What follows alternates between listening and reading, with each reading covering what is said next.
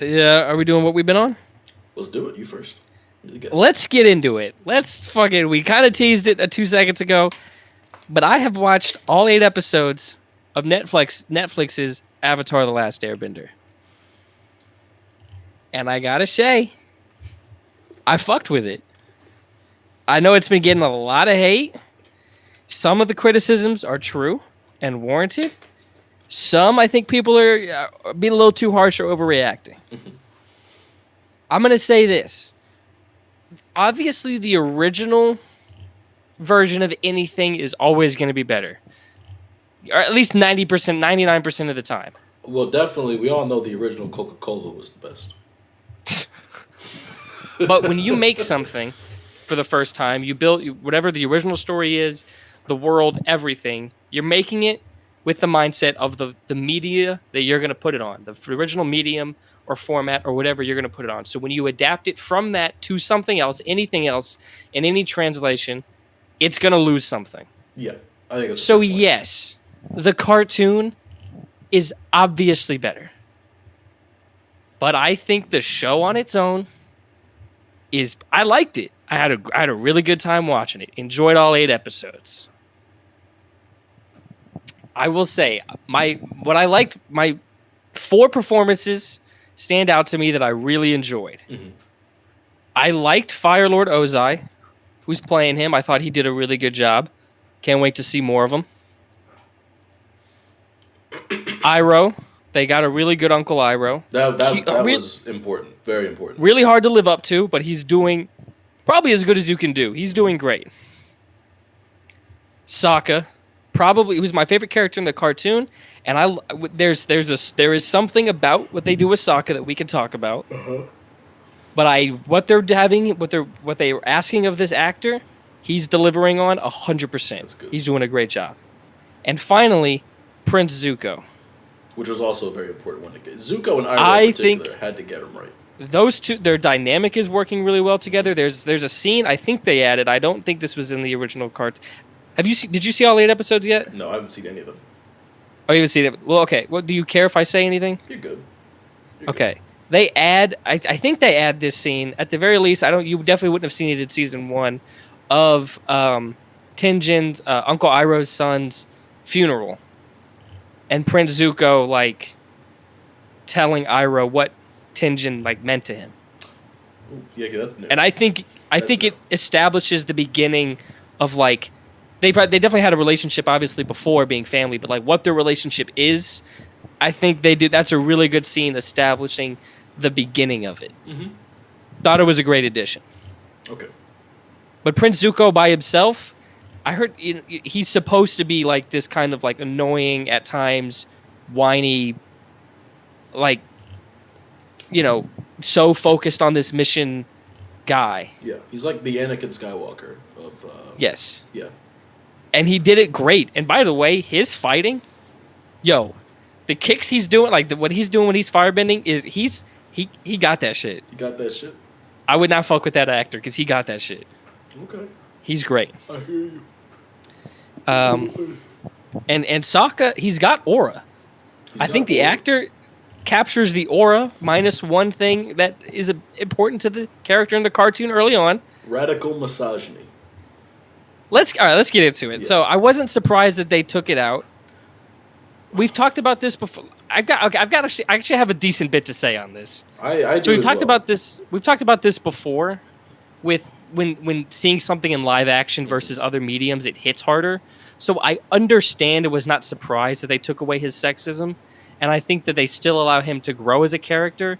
And they still actually do talk about sexism in a specific part. Mm-hmm. So the message of not being sexist is still in the show. Yes. Not to as significant a degree, but it is still pretty heavily featured in 1.5 episodes. But with Sokka specifically, I'm honestly fine that they took it out. Fine being the key word. Mm-hmm. Could they have done it? Because like I said, it's one thing to see it in other mediums. It's another thing to see an actual human being physically being sexist like that. Mm-hmm. So I understand them wanting to take it out. Could they have done it and still make it work and still have you love this character at the end of his journey? Yes. Should they have done it? still ultimately yes. I think it still would have been better for the that character that you're eventually going to love, seeing him have a flaw, overcoming it, and getting better. And that a lot of I get that. Yeah, a lot of shows, especially nowadays, like they don't want characters, especially main protagonist characters, to have any flaws because they just want to portray what's best. It's boring. It's boring. So fucking and it's unrealistic. And you also need to let people know that if they've made mistakes in the past, that they can overcome them and grow. Yes. And that's everything I have to say. So I understand why they did it. I'm ultimately fine that they did it. He still shows insecurity with being a warrior and overcoming it. It's just not through a sexist angle. Okay. But he still grows as a character, so you still see a character grow within Sokka. You just don't see him shed sexism because he just doesn't have it to begin with. But anyways, I'm fine with the change. Yeah. But I do think it would have been better if they had kept it. But ultimately, I don't think it makes the show bad. Not a deal breaker for you. No, it doesn't make the show bad. It just makes it a lesser adaptation. Right. Now that's what I have to say on that front. I haven't seen the show, so I can't say too much other than your characters are supposed to be flawed. Goodness gracious, I've been fighting something ever since I had strep back in December. It's been on and off. And like we are allowed to portray these things because we have to again, yeah, you said there is still an angle of, hey, this is not okay in the show. But now you're taking somebody that the audience is supposed to root for, and you are taking away a core element of their character. Now, granted, a negative core element of their character, but however, it's a negative we see them overcome throughout the course of the show, throughout the course of the media, and I think it is very important to have, like, even in live action television shows, even if they're made for kids, I think it's very important to have, like, especially if it's made for kids. Flaws, especially if it's made for kids, because they need to know more than anybody. They're the ones that can still learn this shit because, their minds haven't been set yet. Some of your main characters should have, like, should be kind of nasty sometimes, in the sense that, like, they can have glaringly obvious weaknesses as people, and them working to overcome it over the course of a show is exactly what you should have, because like we said, if you take away everybody's flaw because you don't want your protagonist to look like an asshole, what is your protagonist now other than boring? They're not human. There's nothing about them that makes them relatable to your audience because everybody's got something that they're not necessarily proud of. Now, like, I personally, I've tried very hard to work on myself. Anything I feel I don't like about myself, I like to try and be better at. I like to try and treat others the best I can, regardless of whatever. But it's to have one of your main characters lose a core weakness. Yes, I agree with you. It does make it a weaker adaptation. In that sense, I haven't seen the show, so I can't say that the show is bad or the show is necessarily weaker. But that element of it, no matter what, is going to be weaker because of it. Because anytime you have an adaptation, there's like two different questions. It's like, is it good? Period. On its own, is it good? And then, is it good as a adaptation? Yes. That change, I don't think it affects the quality of the show. Like I said, I enjoyed the show. Just specifically as an adaptation, it obviously lessens it. Definitely causes issues. Yeah, I'm with you. But I do think your point about it being live action, I understand that too. Why they would want to tone that aspect of it down, because it's a lot more real, it's a lot more visceral when it's people, not just drawings. But still, I would have preferred they kept that in. Yeah, it's like what I said. It's like I understand the reasoning, so ultimately I'm fine with the change, but would have preferred it to be in there. Yeah. But another one is they talk about like Aang, not like, I don't know, have like his desire to have fun, they say, is lessened, and like him not wanting to be as a kid as much is lessened. If you watch the show, he very much acts and still feels like a kid. It's not like, because what I heard online before I saw the show made it seem like he was going to be like, I don't know, overly serious and not have this youthful joy, like this childlike joy. That is very much, I still feel like that's very much a part of his character in the show. Good. Is being this optimistic child. And he, like, literally somebody says that to him, is like, you're like a child, and he's like, is that bad? Is what he says back to him. So And there's scenes even after as he's avataring around. There'll still be anytime they're in a town and there's other kids, they'll see him like physically just playing around with them, while other characters are talking. It's like the focus of it is gone, but like I still feel like his desire to be a kid and have fun is still very much within him. Yeah. So from what I had seen online, I was afraid of that, but it's just not the case. Yeah. Another complaint of this show is that they feel like the character of Katara was lessened, and that they don't give her as much to do. I do mostly agree with that one. For a couple, like it's not till the very end when like she's faced with sexism, because they go up to the Northern Watering Tribe and how they deal with sexism is up there. Women don't fight; they are strictly healers. Which is what it was, I think, in the cartoon. I think that's how it worked. It worked in there. Okay, I couldn't remember, but they play that up, I guess, a bit more. So there is still this overcoming of sexism, but it's not really up until then that she specifically has something going on.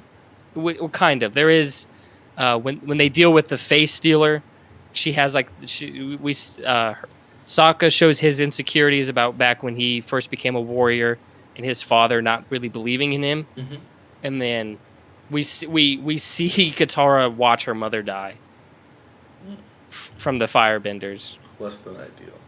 Yeah, but so that's ultimately true. Again, I don't think it's overly to the detriment. I still like Katara, the actress's performance. I don't think it's as strong as the other, like the four that I listed this started this with. Like those are great. Yeah, I genuinely really liked how they all did. Like all the other actors, if I didn't name them specifically, they were at a minimum fine.